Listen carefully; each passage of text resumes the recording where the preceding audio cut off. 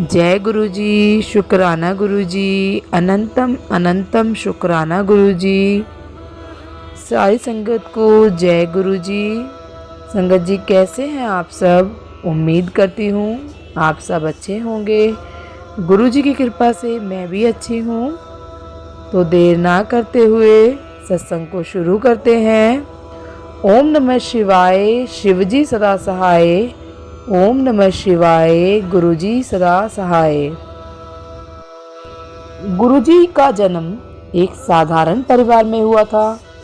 इस परिवार को पीढ़ी दर पीढ़ी संतों और फकीरों के जन्म का आशीर्वाद मिलता रहा है, लेकिन माताजी के अनुसार उन्हें इस बात का अंदाजा नहीं था कि उनके यहाँ इतने उच्च स्तर का महापुरुष पैदा होगा। दाई के अनुसार जिस दिन गुरुजी का जन्म हुआ, उसने कमरे में एक सांप और एक अजीब तरह की रोशनी भरी हुई देखी। जब पंडित ने जन्म कुंडली बनाई तो उन्होंने माताजी से स्पष्ट रूप में कहा कि यह बच्चा सिर्फ उनका नहीं है, बल्कि पूरे विश्व का है। छोटे बच्चे के रूप में भी उनके मूत्र में सुगंध रहती थी और उन्होंने कभी अपने कपड़े गंदे नहीं किए। एक युवा लड़के के रूप में वह अक्सर खेतों में समाधि ध्यान में बैठे पाए जाते थे। चिलचिलाती धूप या तेज बारिश से पूरी तरह से प्रभावित नहीं होते थे। उनके सहपाठी अक्सर उनका मजाक उड़ाते थे, क्योंकि वह कभी भी उन चीज़ों का आनंद नहीं लेते थे जो वे करते थे। इस समय तक उनके माता पिता को एहसास हुआ कि उनका बेटा कोई सामान्य व्यक्ति नहीं, बल्कि स्वयं भगवान था। यहाँ तक कि उनकी माता ने भी उनके पैर छूना शुरू कर दिया था और उन्हें गुरुजी कहकर बुलाना शुरू कर दिया था, जैसे कि अब सभी लोग बुलाते हैं। गुरुजी की शिक्षा और मित्र। गुरुजी डुंगरी प्राइमरी स्कूल और गवर्नमेंट हाई स्कूल में गए। उन्होंने अपना कॉलेज मलेरकोटला के सरकारी कॉलेज से किया। गुरुजी अंग्रेजी और अर्थशास्त्र में डबल एमए थे। वह धारा प्रवाह अंग्रेजी बोलते थे और उनकी लिखावट बहुत सुंदर थी। फिर भी हम सभी पर पर्दा डालने के लिए वह अक्सर हमसे उसके लिए कुछ शब्दों का उच्चारण करने के लिए कहते थे। गुरुजी ने केवल अपने माता पिता की इच्छा पूरी करने के लिए पढ़ाई की थी, जो किसी भी सामान्य पिता की तरह अपने बेटे को एमए की डिग्री दिलाना चाहते थे। आखिरकार गुरुजी ने डबल एमए किया।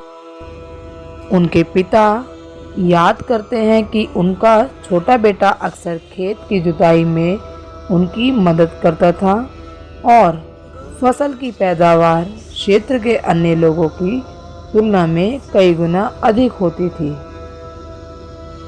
आध्यात्मिकता के प्रति गुरुजी की रुचि सबसे पहली ज्ञात घटनाओं में से एक डुंगरी में संत सेवादास जी के डेरे में समय बिताना था।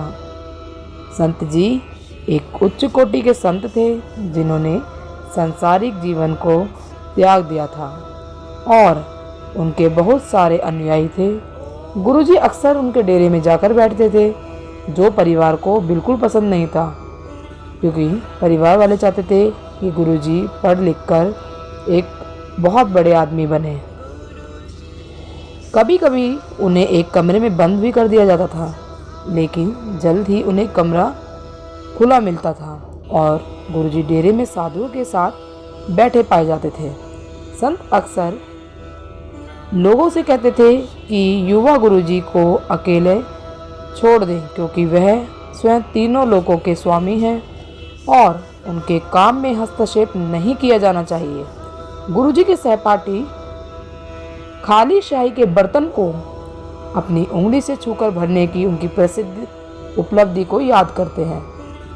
एक बार परीक्षा के दौरान एक सहपाठी ने गुरुजी से अपने कलम के लिए कुछ स्याही मांगी और गुरुजी ने उसे भरने के लिए बस अपनी उंगली से छू लिया। उनके दोस्तों ने कई बार गुरुजी के सामने यह घटना बताई है कि कैसे वे अक्सर ख़त्म हो जाने वाले पेन में स्याही भर दिया करते थे। मैंने स्वयं गुरुजी को एक बार जालंधर में ऐसा करते हुए देखा है। गुरुजी के पास एक डायरी थी जिसमें उन्होंने अपने पास आने वाले कुछ लोगों के पते लिखे थे। उस दिन मैं ही उनके आसन के बगल में बैठा था और जब भी वह किसी का पता लिखना चाहते थे तो वह मुझसे डायरी उन्हें देने के लिए कहते थे। डायरी में पेन काम नहीं कर रहा था। मैं सुबह से ही संगत से पता लिखने के लिए कलम उधार ले रहा था।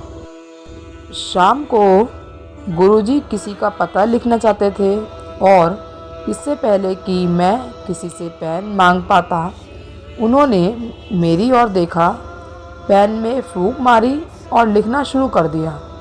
मैं सुनिश्चित करना चाहता था कि पेन वास्तव में काम कर रहा है या नहीं, इसलिए मैंने देखने के लिए खुद को घुटनों पर उठाया और हाँ, पेन काम कर रहा था देखा।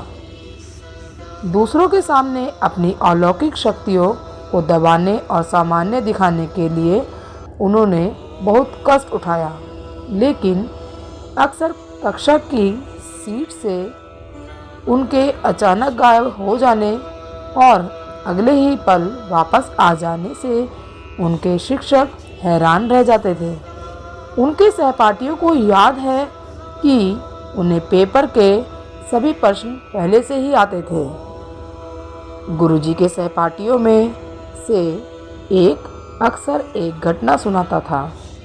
जब वह अपने स्कूटर पर गुरुजी को कॉलेज के लिए लेने गया था, गुरुजी के घर पहुंचने पर गुरुजी ने उनसे कहा कि उन्हें कुछ काम है और वे उनसे कॉलेज में मिलेंगे।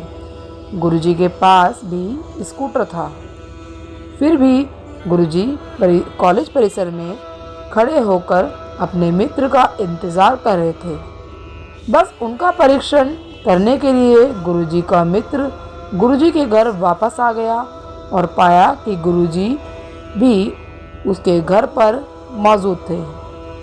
ऐसी कई घटनाएं हुई हैं जहां गुरुजी को एक समय एक से अधिक स्थानों पर उपस्थित देखा गया है। एक अन्य घटना में गुरुजी के मित्र उन्हें तैरना सिखाना चाहते थे क्योंकि उन्हें भीगना कभी पसंद नहीं था, इसलिए वे अक्सर विरोध करते थे। एक दिन वे सभी इकट्ठे हुए और गुरुजी को गांव के कुएं में फेंकने का फैसला किया।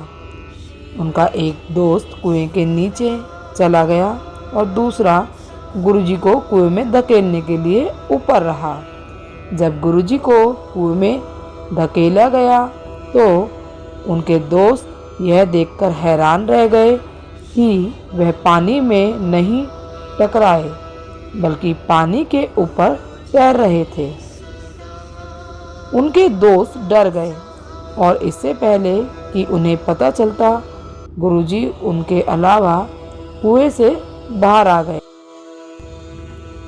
इस प्रकार गुरुजी में बचपन से ही दिव्य शक्तियाँ मौजूद थी।